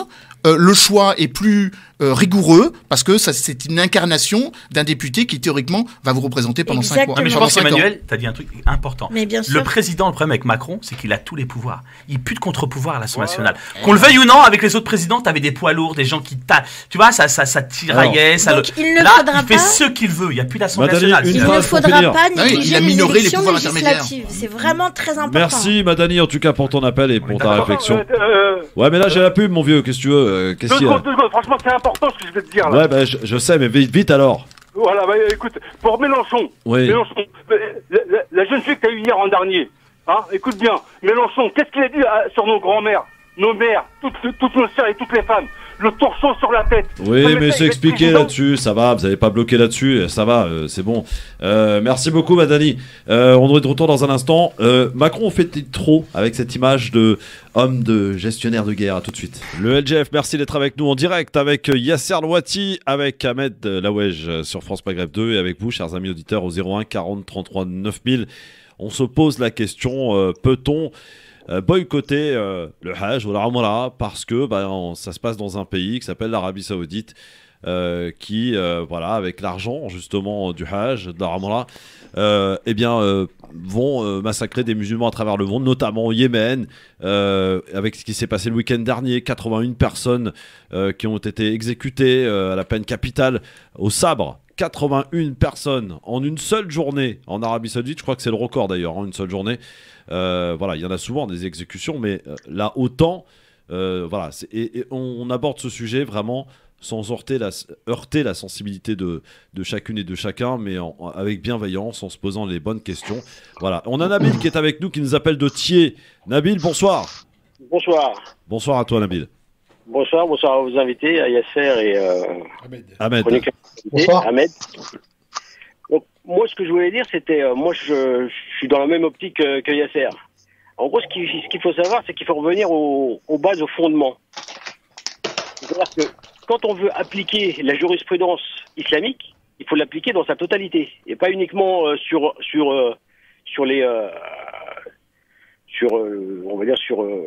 tout ce qui est, par exemple, le coupage de main, le coupage de tête, etc. C'est-à-dire déjà, il faut que on soit dans un pays égalitaire, le partage des richesses, etc. Tout ça, c'est une jurisprudence. Donc, à partir du moment où on applique une partie et puis on n'applique pas l'autre, pour moi, c'est incohérent. Tout comme la royauté dans l'islam, ça n'existe pas. Donc, à partir du moment où il y a tellement d'incohérences comme ça, on peut pas ils ne peuvent pas se permettre d'appliquer la charia, en tout cas tel qu'ils l'entendent, en tout cas, oui. Tel qu'ils l'entendent. Ouais. Ensuite, boycotter, oui. Pourquoi ne pas boycotter? À partir du moment où déjà ils n'appliquent pas complètement l'islam, même si c'est une terre sainte, même le prophète, alayhi salatu wassalam, il n'a pas été pendant un petit moment à la Mecque. Oui, absolument. Donc nous, on doit suivre son exemple. Même lui, il n'a pas fait tout ce que font les soi-disant musulmans qui décapitent, qui tuent. Même le prophète, il l'a pas fait. À titre personnel, toi, Nabil, à titre personnel, je sais pas si tu as eu l'occasion ou pas de faire encore ton Hajj. Est-ce que si tu dois le faire, tu en as la possibilité, les moyens, est-ce que tu te poseras la question avant de partir ou pas? Avant de partir, je me poserai la question et je pense que je le ferai pas tant qu'on sera dans cette situation-là. D'accord, très bien. Bah, merci à toi, Nabil, en tout cas, pour ton appel. Ouais. On a bien compris. 01 40 33 9000. Il y a une conscientisation, en tout cas, des musulmans à travers le monde. Et ça, c'est très bien. C'est un sujet, j'en parle avec Ahmed en antenne, qu'on n'aurait peut-être pas pu aborder il y a quelques années. Heureusement, les choses évoluent. Je veux dire, les mentalités aussi évoluent. Je sais que voilà, c'est totalement impossible à faire entendre à certaines personnes, Yasser, Ahmed. Mais les musulmans sont conscients, hein, je pense. Les musulmans sont conscients et ils savent ce qui se passe en Arabie Saoudite. Mais c'est vrai que pour eux, d'aller faire la Umrah ou le Hajj en Arabie Saoudite, c'est dans leur culture, c'est l'islam qui le veut. Donc ça aussi, l'Arabie Saoudite le sait et donc joue avec ça aussi. Oui, bah évidemment, ça joue avec ça. Honnêtement, j'ai une question, Christophe. Oui, bien sûr. En fait, je sais qu'on a eu ce débat-là sur la radio avec un ami qui m'est cher parmi les chroniqueurs. Et je ne vais pas dire son nom parce que c'est pas, mais il va se reconnaître s'il nous écoute. On a vu ce débat-là et j'avais dit, dans ce cas-là, il y a une société israélienne qui s'occupe maintenant de sécuriser le périmètre de la Mecque. Exact. En même temps, on est là, on a Jérusalem qui est occupée par ce même État qu'on appelle Israël. Donc si demain, Éric Zemmour, Marion Maréchal Le Pen, ou Marine Le Pen, ou Xi Jinping, allons-y, devient celui qui organise et coordonne le Hajj, est-ce qu'on peut y aller? Ou, autre cas de figure, si demain l'Arabie Saoudite entre en guerre avec le Maroc ou l'Algérie, en tout cas le pays d'origine de bien des personnes de confession musulmane en France. Ils leur donneront pas. De toute façon, s'il y a une guerre, l'Arabie Saoudite, tu sais comme moi, Yasser, donne un nombre important de places au Hajj et au Umrah pour les pays du Maghreb et pas plus. Donc, non, en fait, je pars de la logique qui consiste à dire on se pose pas la question. Donc, c'est le Yémen, on va se dire bon, j'ai pas à me poser la question, ça ne me regarde pas. Maintenant, si l'Arabie Saoudite entre en guerre et se met à bombarder, à affamer le Maroc ou l'Algérie ou les deux. Ou la Tunisie. Alors je sais que le gouvernement algérien fera tout pour ne pas envoyer. Vraiment, on va pas finir par se poser la question du boycott. Non, mais il a raison, il y a ça. En fait, ce qu'il veut dire, c'est que dès lors qu'on n'est pas touché, je veux dire, par son appartenance à un pays étatique, ça, on se sent pas concerné. C'est là le drame. On relativise. Voilà. Et puis oui, bien sûr. Oui, et puis il y a des accords qu'on ne connaît pas. Alors il y a Walid qui est avec nous, 01 40 33 9000. Bonsoir Walid. Bonsoir. Bonsoir. Tu nous appelles d'où mon Walid? De Noisiel. Noisiel, c'est les Marnes, ça. Ouais. On t'écoute, Walid. Quel est ton point de vue là-dessus? Bah moi, je pense que si on doit boycotter l'Arabie Saoudite, on doit aussi boycotter le fait d'habiter en France, le fait de boycotter de vivre en Algérie, d'aller en vacances en Algérie, d'aller en Tunisie ou au Maroc ou n'importe quel pays, parce qu'on sait que tous les gouvernements magouillent à droite, à gauche. La France, elle a été en guerre contre la Libye, on a continué à payer nos impôts, on a continué à faire nos courses. La France donne des armes à l'Arabie Saoudite, mais on continue à vivre en France. Donc après, voilà, maintenant, ce qui concerne les faits religieux, ça reste religieux. Et je pense qu'on ne devrait pas mélanger la politique à la religion. Ah ben moi je suis entièrement d'accord avec toi. Voilà, ça c'est un avis aussi qu'on entend. Je sais pas si vous voulez répondre, Yasser ou Ahmed. Non, moi je suis entièrement d'accord. Je l'ai dit au début de ma chronique, de l'interview. J'ai dit qu'il fallait pas mélanger la religion et la politique. On a vu ce qui s'est passé dans des pays. Donc au nom de... voilà. Mais ce que je voulais dire, c'est qu'à un moment donné, on est obligé aussi. Non mais attends, Ahmed, ça c'est trop simple. Ça veut non, dire... Christophe, tu dois accomplir un acte religieux. Christophe, je suis en train de te dire. Et tu fermes les yeux sur tout ce qui se passe. Non, je t'ai pas dit ça. Non, j'ai pas dit que je fermais les yeux. Je te dis ça, c'est le fait qu'il faut pas mélanger les choses. Mais par contre, moi, à titre personnel, je t'explique, c'est qu'à un moment donné, ce genre de choses qui se fait dramatiquement dans ce pays, en Arabie Saoudite, qu'on laisse faire, moi, là, par contre, je m'insurge et je dis stop. C'est vrai. Mais il faut pas prendre en otage des gens qu'aujourd'hui, qui veulent faire le Hajj et qui veulent faire leur malin, de leur dire, non, vous y allez pas. Eux, ils sont, encore une une fois dans une culture de religion qui fait que c'est pour eux c'est accomplir je dirais non, oui, j'ai bien compris. Les 5 piliers, quoi. Vas-y, Walid. En fait, moi je pense qu'en fait, l'un n'empêche pas l'autre. On peut aller faire le Hajj, on peut quand même aider le frère yéménite. C'est comme en ce moment là avec l'Europe qui aide l'Ukraine.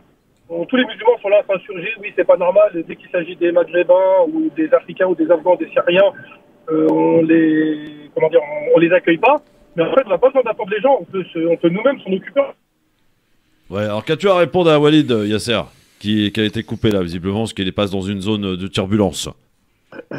En fait, ça c'est vraiment l'argument le plus facile qu'on puisse opposer. Donc déjà pour commencer, en France, et l'auditeur vient de le rappeler, il y a un moyen d'aider les Yéménites, et ce moyen-là, il n'est pas utilisé. Donc d'un côté, les musulmans, honnêtement, je rappelle encore une fois, ne venez pas dénoncer les bombardements d'Israël contre la Palestine lorsque ces mêmes bombardements sont initiés par l'Arabie Saoudite contre le Yémen. Parce qu'Israël va vous dire, non mais attendez, nous on fait que l'Arabie Saoudite elle a bien fait, pourquoi pas nous? Deuxièmement, là on nous dit un hypothétique peut-être. Donc d'un côté, on ne dénonce pas la guerre au Yémen, on en parle à peine. Si c'est pas les médias étrangers, on n'en parlerait même pas. Les mosquées n'en parlent pas non plus. Jamais. Donc on se tait activement. Et on finance activement le régime. Honnêtement, ça aurait été cohérent, c'est vrai, que d'un côté, les musulmans en France et ailleurs soient mobilisés contre la livraison d'armes de la France au régime saoudien, soient mobilisés contre les ingérences de l'Arabie Saoudite dans ce qu'on appelle l'islam de France qui n'existe pas, qui n'est pas encore organisé, qui ne le sera pas probablement jamais avec les têtes qui le dirigent aujourd'hui, ne s'offusque pas dans la parole publique musulmane de ce qui est en train de se passer au Sibler, au Yémen. J'y rappelle que la question des Ouïghours, il y en a encore qui se posent la question du boycott de la Chine. Oui, mais s'il faut boycotter la Chine, il faut tout boycotter, etc. C'est le nivellement par le bas qui fait qu'on ne fait rien d'un côté et en même temps, on va financer activement. Donc, il faut quand même rester cohérent. Et moi, quand vous dites il ne faut pas mélanger la religion et la politique, mais qui parle de politique là? Je parle de morale. On ne peut pas d'un côté se dire on a une valeur morale des valeurs morales qui sont supérieures aux autres, nous avons la supériorité morale parce que ceci, parce que cela, et en même temps, cette morale disparaît dès qu'il faut parler justement des incohérences entre un croyant qui s'inscrit dans une dimension transnationale, la fameuse Oumma qui est fantasmée, et en même temps, quand un membre de cette Oumma fantasmée en bombarde un autre, circuler, il n'y a rien à voir. Il faut rester cohérent. Il faut pas. C'est une question de morale. Il a raison, Yasser, juste une chose, moi, la question, c'est qu'à un moment donné, c'est un régime royaliste, mais ils font de la politique. Moi, aujourd'hui, ce que je condamne vis-à-vis de l'Arabie Saoudite, c'est leur manière, sur le plan humain, de faire des atrocités en direction de leur population. C'est ça que... Non, mais c'est pas que de leur population. Non, mais leur population, et au-delà de leur population, bien sûr, au Yémen, où il y a 377 000 morts, depuis... Voilà. Oui. C'est quand même une question morale de pratiquer un rite. Non, mais tu vas interdire des gens, enfin déjà des je ne veux pas interdire. Voilà. Je demande que la réflexion soit initiée. Bien sûr, mais la réflexion. Non, mais tu sais comme moi, mais tu sais comme. Ouais, mais tu sais comme moi que si tu prends la France et l'Indonésie, aujourd'hui l'Indonésie c'est un des pays le plus nombreux en musulmans. Ils iront tous faire le Hajj ou le Ramadan en Arabie Saoudite. Ali qui est avec nous, qui nous rejoint. Yasser, allez on écoute Ali. Ali, bonsoir. Oui, bonsoir à tous, bonsoir aux auditeurs.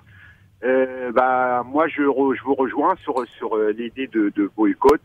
Je suis tout à fait d'accord pour ce qui me concerne de ne pas du tout aller si ça continue comme ça.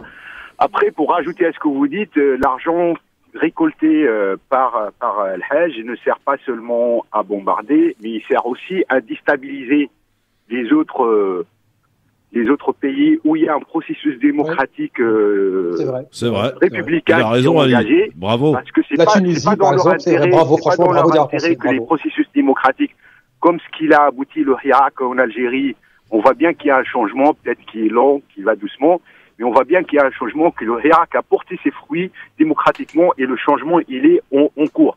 Mais ça les arrange pas parce que ça casse la vision de la monarchie et leur population vont se retourner contre eux pour les dégager. Parce que là, on parle d'une famille qui est en train de vraiment prendre en otage pas que les Saoudiens, mais le monde arabe musulman entier par les décisions qu'ils prennent et les orientations politiques et leurs choix. Aussi, ils financent beaucoup de chaînes de télé qui endorment les gens dans le Maghreb, dans le monde arabo-musulman, avec des films, des émissions, des trucs qui vont que dans un sens.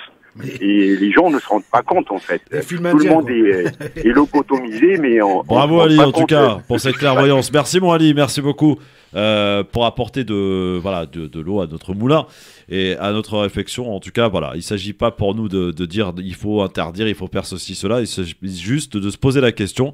C'est ce qu'on a essayé de faire et je pense qu'on a plutôt bien réussi, à chacune et chacun, après, avec sa propre réflexion, de se faire sa propre idée et des choses de selon là où on se place, de la place de la religion, de la morale, sans parler de politique d'ailleurs, puisqu'il y a surtout de la morale là-dedans. Dans un instant, je voudrais qu'on écoute Samia Chiki, que vous connaissez peut-être, Samia Chiki, une des chroniqueuses du LGF, qui a fait un petit texte en référence avec ce qui s'est passé, un jeune qui a malheureusement un de plus est mort lors d'une fusillade qui s'est produite à Garges la semaine dernière. Il y a une marche d'ailleurs qui est en cours à Garges en ce moment. Samia nous a réservé un petit texte qu'on écoutera dans un instant et on va se poser la question pour finir cette émission aujourd'hui. Va-t-on vers une désescalade ou pas dans la guerre en Ukraine? À tout de suite. Le LGF sur France Maghreb 2, merci d'être avec nous, avec Ahmed Laouej, avec Yasser Louati, et je suis vraiment ravi d'avoir eu ce débat avec bienveillance. Je sais que c'est un sujet ô combien sensible. Et on sera amené à en reparler. Ça fait plaisir en tout cas. Et je constate vraiment avec fierté qu'il y a une maturité de la part de beaucoup de gens sur le sujet. Une réflexion qui est portée. Et en respectant le point de vue de chacun, on peut arriver à débattre des sujets qui peuvent être parfois tabous. Il n'y en a pas de tabou, parce que le tabou, c'est pas bon. Moi, j'aime pas les tabous. Donc on parle de tout dans cette émission, y compris des sujets un petit peu sensibles comme celui-là. Alors, je voudrais qu'on écoute, si vous le voulez bien, en référence avec ce qui s'est passé à Garges et dont personne n'a parlé, même pas le maire d'ailleurs, qui a trouvé même pas le soin de faire un communiqué. Un jeune a été, a priori, sur ce qui s'apparenterait à un règlement de compte, malheureusement, à Garges la semaine dernière, un jeune est mort et un autre est blessé. Et ça a inspiré notre chroniqueuse Samia Chiki, que je vous propose d'écouter. C'est la vie. C'est ce que certains jeunes me répondront lorsque je leur demanderai ce qu'ils ressentent après avoir appris la mort d'un des leurs, tué par balle en pleine nuit. « J'ai peur pour mon enfant. Je le sentais », disent ses mères, pères, frères et sœurs. Des phrases empreintes de douleur, de résignation et de fatalité à la fois. À chaque événement violent, rixes, fusillades, entraînant la mort ou des blessés dans les quartiers, ces phrases reviennent. Des tragédies appréhendées, envisagées. La seule chose, c'est qu'elles ne sont jamais préparées et que personne n'y est véritablement préparé. Quelles que soient les circonstances qui ont conduit à ce crime, ce règlement de compte ou pas, le résultat est le même. Une personne est partie pour rien. Oui, pour rien, car entraîner la mort ne rembourse pas une dette, ne venge pas une perte, une offense ou une humiliation. Entraîner la mort ne fait que tirer vers le bas et pourrir le cœur. Et puis non, ce n'est pas la vie que d'envisager que toi, ton pote, ton voisin, ou même ton pire ennemi puissiez partir ainsi. Non, ça ne devrait pas être ainsi la vie d'une mère, s'inquiéter pour son enfant, craindre sa mort lorsqu'il se rend à l'école, au boulot, ou tout simplement car il est hors des murs de la maison. Elle qui a veillé sur toi dès les premiers instants où elle a appris que tu étais présent dans ses entrailles. Nos quartiers ne sont pas censés être des terrains minés. Les responsabilités, elles sont multiples, on le sait, mais ici il n'y a pas vocation à les pointer. Pourtant, combien d'associations, de collectifs ont été créés, ont publié des tribunes, des lettres ouvertes, ont transmis des centaines, voire des milliers de propositions, demandé des moyens, ont été invités à des rencontres, fait des marches, en vain.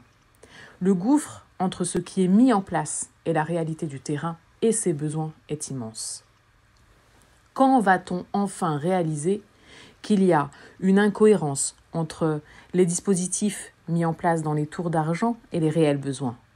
Quand va-t-on cesser de consulter, mais de faire travailler, contribuer ensemble et en amont les premiers concernés, les maires, les pères, les familles, les associations de proximité, les établissements scolaires, les acteurs de terrain de l'insertion et de l'éducation, les bailleurs sociaux, ensemble. Co-construire et investir dans ce qui en vaut véritablement la peine. Nos jeunes. Certains rétorqueront que le boulot est fait en citant les sommes injectées dans nos quartiers à travers tel ou tel dispositif. Je les invite à jeter un œil sur la répartition de ces sommes, sur les projets financés, et ceux bien trop souvent délaissés répondant à des dictates ou critères de sélection à des années-lumière, encore une fois, des besoins sur le terrain. Combien d'éducateurs de quartier, de médiateurs, de SPIP, d'acteurs associatifs, d'enseignants, acteurs sociaux témoignent de l'incohérence et l'incompatibilité des réponses apportées. Certains habitants veulent s'impliquer sans savoir comment, d'autres passent à l'action, puis reculent pour diverses raisons. La crainte de représailles, la crainte de mal faire, de ne pas être entendus pour une énième fois. Certains y parviennent et tiennent bon, mais à quel prix ? Ce ne sont pas les visites ponctuelles, électoralistes et poignées de main qui pourront les rassurer et les aider à s'impliquer davantage. La période trouble que nous traversons ne justifie en rien la dégradation et surtout le désintérêt que l'on porte à nos jeunes. Il existe le « un jeune, une solution », me dira-t-on. Navré, mais sur le terrain, je ne le vois pas, ou peu. Pas de solution apportée aux jeunes qui n'a pas eu d'établissement d'affectation malgré toutes les démarches entreprises et qui a fini par tomber.